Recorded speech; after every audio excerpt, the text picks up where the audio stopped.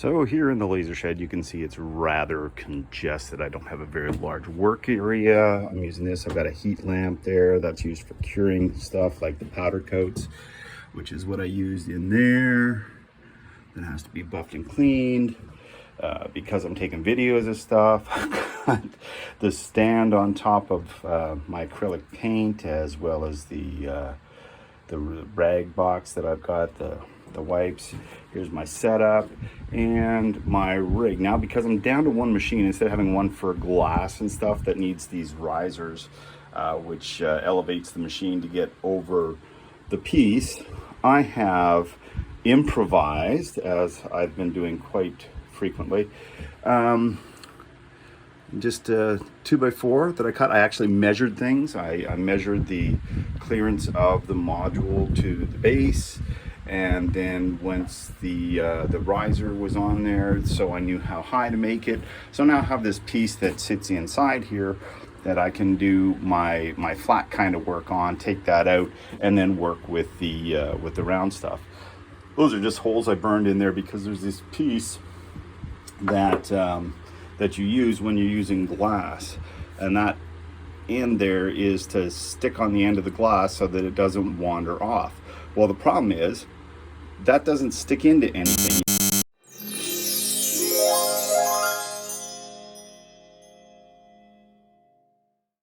So here's the video edit to cover off the rather blatant gap in the information that I provided previously. This is the roller or the rotary attachment. You can see I've got the chuck put on here now. When I was speaking earlier about handles and stuff, you can see here I've taken the rollers off. They are screwed in here with these bolts that I've put in there just so they don't go missing. And the attachment here, if you've got a small enough handle or whatnot, that will clear. If it doesn't, then what you can do is you take this guy off. There are bolts in here, these recessed channels.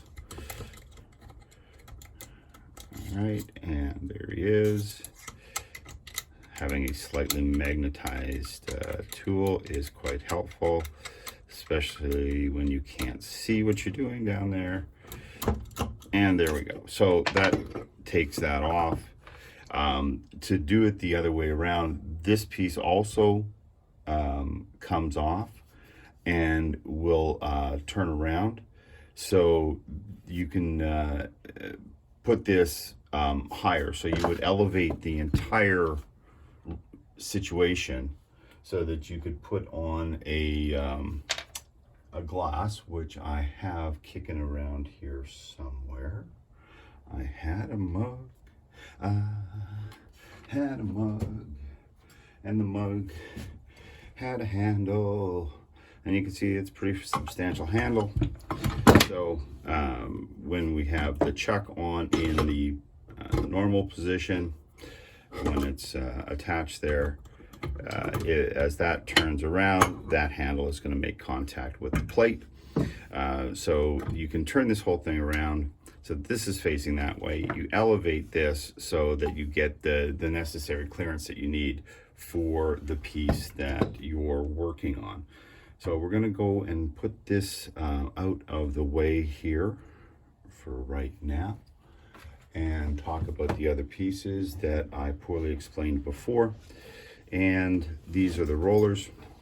Okay, this roller actually just slips in there and then attaches here. You can see the hole for it. That screws on there with that bolt, and this guy goes in here. You would secure these lock nuts right there, because this pulls out, because that is a permanently affixed piece.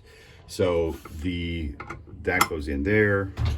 You get your little tool and you tighten this up, right?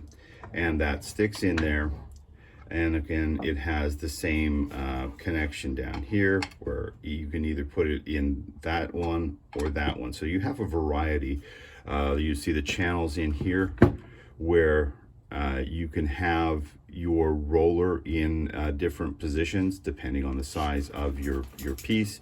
You may need a narrower set on your rollers, so you might have them set up in this configuration or this configuration or in this configuration. So you have some options there depending on the size of the glass that you're working with. When we are going to listen to the dogs fight in the yard, we can also talk about this piece that I explained earlier. Okay, so it does have a place to go, but the glasses that I've been working with have been larger, so you can get it into this channel. So you guys see these two channels here, and that will slide up and down, and then you have a screw here which simply creates pressure on this side and will lock that into place. Now, if it's something that's flat, that's no big deal. But if it's something that's got some roundness to it, right? So a glass here that I'm going to be working on later, you can see it's round. Well, that roundness, when it's on the roller, causes it to kind of wander around as it gets rolled. So you might want to put that in the way, but you can see that this is entirely inadequate for the length of the glass. So I would use the chuck. The chuck, though, you don't want to put it in too tight because you might break your glass. And if you don't put it in tight enough, the glass might wander around. So that is one of the reasons why you might use this, but it's not working. So this is where we get to the piece about the holes.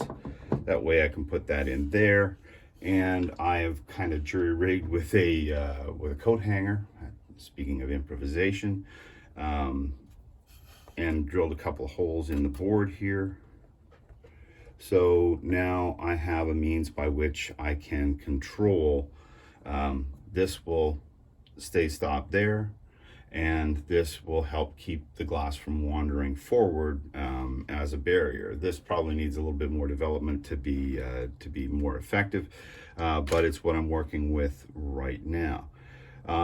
For things like wine glasses, here's another piece that is designed to support the stem or the end of a glass. Again, if you have a long glass, this rotates up and down.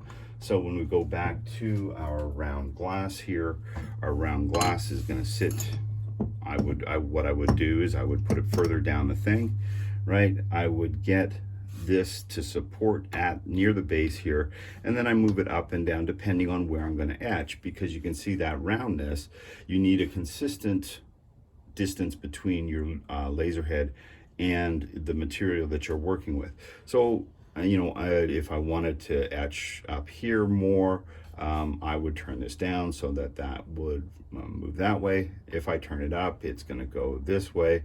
If I want to etch, you know, a larger thing, I have to just accept the fact that I'm going to have some potential inconsistencies, but you can manage that a little bit with your power and your speed in order to get a nice even outcome on your piece.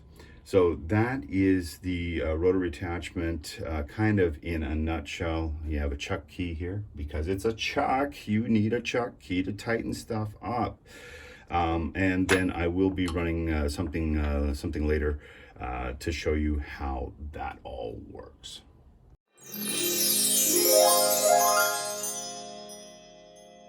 Put the fan up in the air, so you might be hearing some noise there. That's a better place for it than on the floor. Here's my light stand. It has the light so that when I make the videos of things being created, you can see it better. I've also started using Lightburn, which is a different software, and that is allows me to make the laser go in a different direction. So there's a better reveal on future videos with regards to the piece that I'm working on and what is happening with it. Now, since we last posted something, I've made a new Lasershed sign. And you can see it, where You know, since in the first instance, the design guy came to the project team after we were in the process of implementation and said, I have a new design requirement, and hence the underwear not fitting on the sign. So here is the new Lasershed sign. I've taped off behind it because that's part of what I'm going to be doing in order to fill that with epoxy. And then I'll be putting this, which may still be hot, so I'm not going to touch it, into here, epoxying around it, probably with a different color than what I do with the L. And as I had shown with the previous sign, which is also under here, you're going to get that nice light coming through it, which is, again, a cool effect. And we will not forget pew pew pew pew. I also put my initials in a better spot. I think that outside of the piece is a better place for it. Anyway, we are working today on doing cutouts and relief drawings. Here is that one that I took a picture of the other day. Kind of nice. You can see the detail in there, and I've sanded it down a little bit. I think this would be better if it were a cutout and that the acrylic went all the way through, and perhaps completely engulf the design. I don't know. I'm going to fool around and see what works. I'm also going to be sanding my dragon. No, that is not a euphemism. That is this guy. Now, obviously, the choice of color, given the color of the wood, is probably less than ideal, but we'll see how this guy turns out.